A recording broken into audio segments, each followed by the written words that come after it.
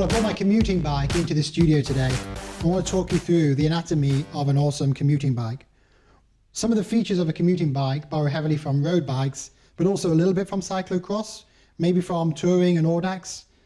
The main purpose of commuting is to go fast to work, but also arrive in reasonable comfort. So this bike is built for a compromise between speed and comfort. Obviously, it's up to you how much speed you dial in versus how much comfort. But I'm going to talk you through the features of this bike that, in my opinion, make it an excellent commuter all year round. Okay, so let's start with the basics. And at the heart of any bicycle is the bicycle frame. So this is a titanium frame. It's so-called 2.5, which is 3% aluminium, 2% vanadium. You can get various combinations, but what I love about this frame is the welds are very clean, and also it's got a concealed headset, which means there's no headset brace to take away from the clean look, really. But I guess the key thing is the geometry. Now, in a road bike, typically you've got a 73-degree seat tube angle, and indeed that's what we've got here. That keeps the ride tight. Now, you can of course alter your seat tube angle by playing around with where your seat is, because it's the effective seat tube angle is made up by not just the angle of the frame, but also the seat tube and the position of the saddle. So as you see here, I've put the saddle forward to give a more aggressive position. Now at the other end, the head tube angle could be 73 or 74 on road bikes, but this is actually slightly slack at 72. And that gives a very stable ride. But combining the 72 with a heavily rigged fork isn't really necessary. Therefore, I've replaced the fork for this Chinese matte carbon effect. It's extremely cheap, but very, very effective. The combination of the seat tube, the chainstay, which is 42.5 centimeters on this bike, gives you a skewer-to-skewer wheelbase of around about 1 meter, which again adds to the stability of this bike. Let's talk about the frame weight.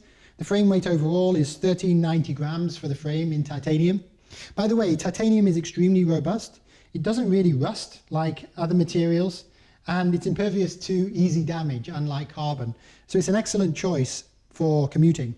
Plus, it's got one additional feature, which is it's vibration resistant. It tends to iron out those bumps very, very well. In addition to that, I've combined the titanium frame with this carbon seat post, but it's not your typical carbon seat post. This is your Canyon VCRS system, which is basically a dual leaf carbon seat post, which flexes as you ride. It flexes back and forth as you ride, taking out some of those vibrations. I've gone for a slight compromise with the saddle. This is a Sella Italia Shiver. But having tested lots and lots of saddles, at the low end of the market, this Shiver is supremely comfortable and with its carbon rails retains its light weight. So once you combine that titanium frame, which yes, it's a slight compromise in weight, but in my opinion worth it, with various other components, including this carbon wheel set from Reynolds. This is the Reynolds MV32T, which, by the way, only weighs just 1 kilogram. The exact weight is 1,040 grams for both wheels combined. The overall weight of this bike is around 7.5 kilos, which is not super, super light, but it's pretty light for a commuting bike, and it enables you to handle corners and get there fast. So I wanted to have a fairly decent width on the bars so you could maneuver your bike between those awkward cars that always seem to get in your way in commutes. It's got a slightly longer than normal stem at 12 centimeters. Obviously that's very unique to you as a rider, so your specific dimensions are going to depend on you. Let's talk about the gearing. Well, I'm currently testing this asymmetric ring. Various other compromises are possible. This is the old 105 chain set, which retains quite a lot of lightweight and a fairly decent look in my opinion. Perhaps the key thing is the cassette. This is a really tight 11 to 25 Dura-Ace cassette, keeping the weight down with a Dura-Ace chain and Ultegra rear short cage derailleur, custom painted in black. Regarding the pedals, we've got the classic Crank Brothers egg beater, and the reason I like these is you can clip in all 4 directions, which is great for mounting and dismounting whilst commuting. Let's talk about some of the hidden features on this bike. Well, for a commuting bike, one essential feature is a bell. It's got a hidden bell under here, which is highly effective. And having ridden for months without a bell, I can tell you having a bell is essential. Equally essential are daytime running lights, not just in the winter, but all summer round. So we've got this rechargeable, very lightweight RSP rechargeable rear battery, and up front, concealed but still able to put out its white light is the exposure trans USB rechargeable. That's a really awesome mini rechargeable light. Another great hidden feature on this bike are the crank saver rubber crank ends, which you can get off eBay now, very, very cheap. It's complemented by the Token Acura lightweight brake set. They're not ultra high end, but they just keep everything fairly lightweight. We've got quick release skewers, which are helpful in maintenance, but there is a compromise there if you leave your bike anywhere. Obviously you have to lock your front and rear wheel as well as the frame to a solid object to prevent that being stolen. I do like to have carbon bar extensions. These are S-bend bar extensions up front. It adds a lot to your downhill aero position. And one final feature of this bike is that this titanium frame has eyes for mudguards and also panniers should you want to carry materials to and from work and need to fit mudguards in the winter. Of course, even without eyes, you can fit simple mudguards these days, so that's not absolutely necessary.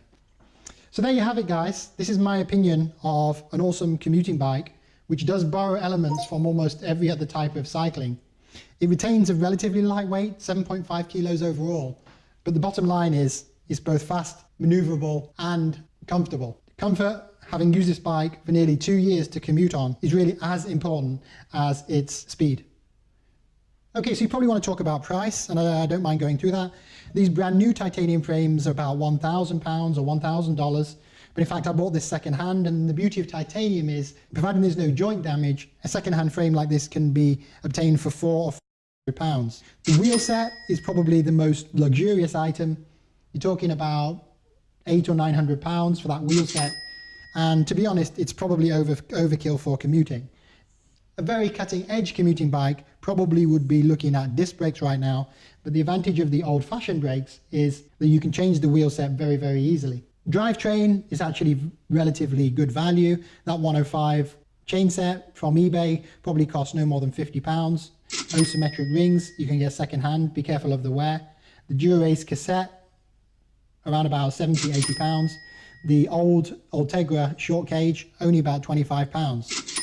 The Crank Brothers pedals, around about £40 or £50. Relatively lightweight Token Acura, you can buy new for £70 or £80.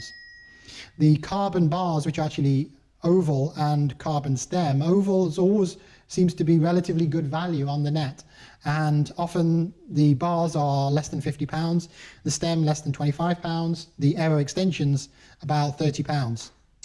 Tyres, I've forgotten to mention, but commuting all year round, I use these Continental Gator Skin rear and Continental Sprinter front. And by the way, the Continentals just seem to keep their pressure forever, so it removes that headache of constantly having to pump them up. I haven't pumped up these tyres in 3 or 4 months, and they're still holding their pressure. The brakes and shifters are the Shimano Ultegra, and yes, buying these new is expensive, but this is the last generation. The shifters are generally available for less than £100. The VCRS seat post I got second hand, about £80 on eBay. The saddle is no more than £20 to £30 in a sale, and the lights about £20 each. All told, we're talking about not much more than £1,000 when sourced from good value suppliers. So there we have it. We've got this awesome custom-built commuting bike built around this Enigma Titanium Etape frame.